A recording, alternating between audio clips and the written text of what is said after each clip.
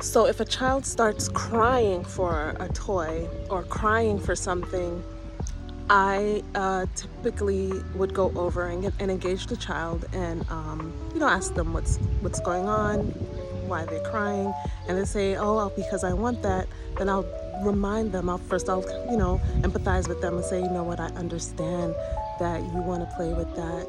But when you let's take a couple of deep breaths to calm down, and then maybe we can go and talk to your friend, or maybe we can, see about how we can get that toy to play with, right? So as parents and caregivers and teachers of young children, we have to stop jumping in to save the child, okay? We're not Superman, we're not helping, okay?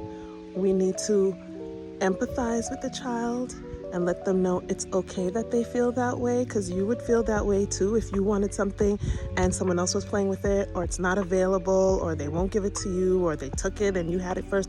Whatever the situation is, if a child ends up crying over something, you meet them where they are, you connect with them by empathizing, understanding, listening to them, and then helping them to make the decision, okay, do you want to go and talk to the friend about that thing? And to see how the situation can be resolved. Us taking it from one child and giving it to another child is not helpful. That is not how the world works. And we want to teach these young kids how life works, okay? Communication is key.